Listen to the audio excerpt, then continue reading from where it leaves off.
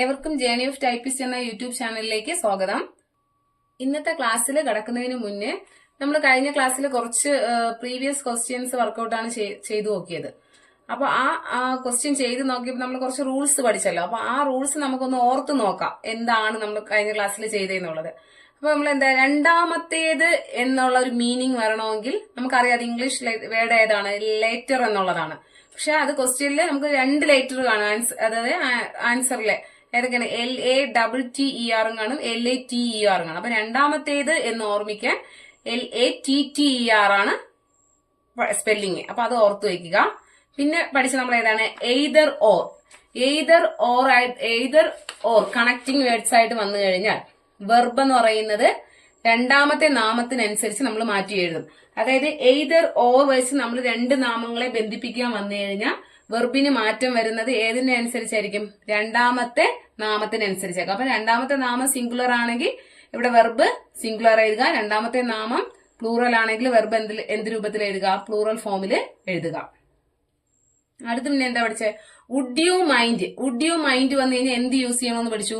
Gerund use ചെയ്യണമെന്ന് വെച്ചു. Gerund എന്ന് പറഞ്ഞാൽ ഒരു വെർബിന്റെ കൂടെ ഒരു ING ഫോം വരുന്നതിനാണ് എന്ത് പറയുന്നത്? ജെറണ്ട് എന്ന് പറയുന്നത്. അപ്പൊ വുഡ് യു മൈൻഡ് ഇത് എപ്പോഴും സ്ഥിരം ക്വസ്റ്റ്യൻസ് ആണ്, ക്വസ്റ്റ്യൻ ചോദിക്കുന്നതാണ് പ്രീവിയസ് ആയിട്ട്. അപ്പം വുഡ് യു മൈൻഡ് സ്ഥിരം നമ്മൾ പ്രീവിയസ് ക്വസ്റ്റ്യൻ നോക്കിക്കഴിഞ്ഞാൽ കാണാം, ഇത് സ്ഥിരം PSCക്ക് ഇഷ്ടപ്പെട്ട ഒരു ചോദ്യമാണ്. വുഡ് യു മൈൻഡ് വന്നു കഴിഞ്ഞാൽ ജെറണ്ട് യൂസ് ചെയ്യണം എന്നുള്ളത്.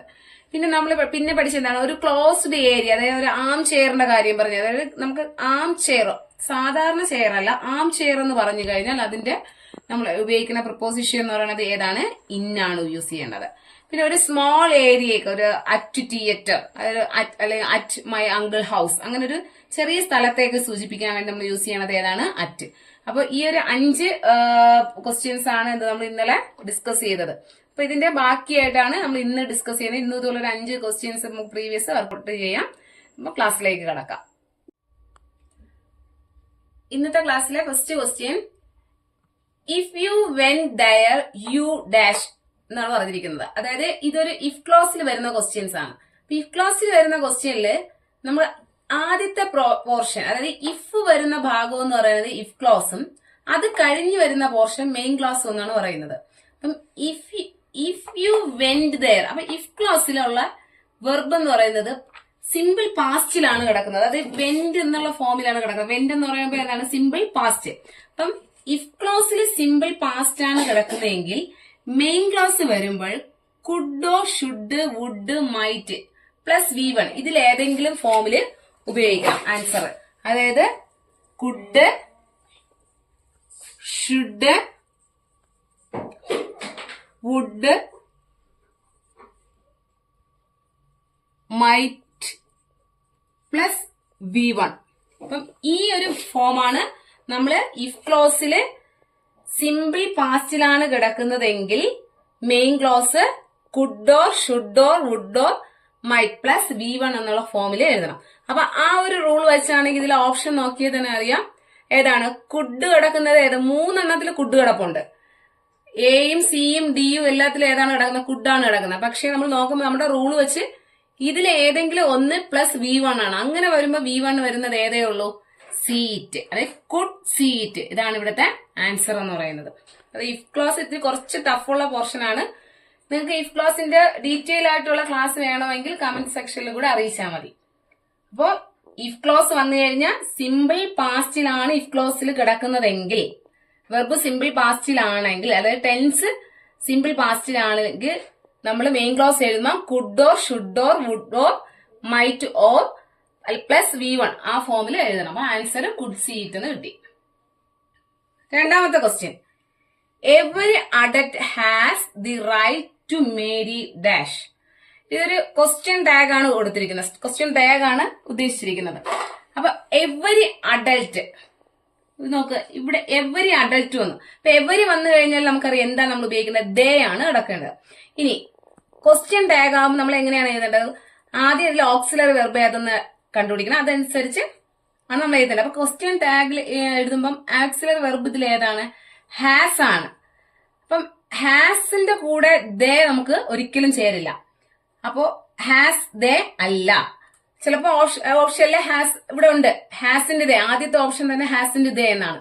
കാരണം ഈ ക്വസ്റ്റ്യൻ എന്നത് ഇവിടെ എന്താണ് പോസിറ്റീവിലാണ് കിടക്കുന്നത്. അപ്പൊ ടാഗ് നെഗറ്റീവ് ആയിരിക്കണം. അപ്പൊ ഇവിടെ ഹാസ് ദേ അല്ല, ഹാസിന്റെ കൂടെ ദേ വരില്ല. ദേ ഒരു പ്ലൂറൽ ആയതുകൊണ്ട് ഏതേ ചേരുള്ളൂ, ഹാവേ ചേരുള്ളൂ. അപ്പൊ ഹാവിന്റെ കൂടെ നെഗറ്റീവ്, സെന്റൻസ് പോസിറ്റീവ് ആണ്, അപ്പൊ ടാഗ് നെഗറ്റീവ് ആയിരിക്കും. അപ്പൊ ഹാവിന്റെ ദേ, ഇതാണ് ആൻസർ എന്ന് പറയുന്നത്. അതായത് ഹാസ് ഇവിടെ ഓക്സിലറി വെർബ്, എവരി വന്നുകൊണ്ട് നമ്മൾ ദേ ഉപയോഗിക്കും. ഹാസ് ദേ എന്ന് ഒരിക്കലും പറയില്ല, ഹാവ് ദേ എന്നേ വരുള്ളൂ. സെന്റൻസ് പോസിറ്റീവ് ആണ്, അതുകൊണ്ട് ടാഗ് നെഗറ്റീവ് ഒരു നോട്ട് ചേർത്തു, ഹാവിന്റെ ദേ. മൂന്നാമത്തെ ക്വസ്റ്റ്യൻ വീണ്ടും ഇഫ് ക്ലോസിലെ ക്വസ്റ്റ്യൻ ആണ്. If you dash I would have trained you. ഇവിടത്തെ ക്വസ്റ്റ്യനിലെ പ്രത്യേകത എങ്ങനെയാണ്, നമ്മൾ ഇഫ് ക്ലോസ് ആണ് കണ്ടുപിടിക്കേണ്ടത്. മെയിൻ ക്ലോസിൽ വെർബ് കൊടുത്തിട്ടുണ്ട്, ടെൻസ് കൊടുത്തിട്ടുണ്ട്. മെയിൻ ക്ലോസിൽ ഏതാണ് പറയാ, ഐ വുഡ് ഹാവ്, ഇതാണ് കൊടുത്തിരിക്കുന്നത്.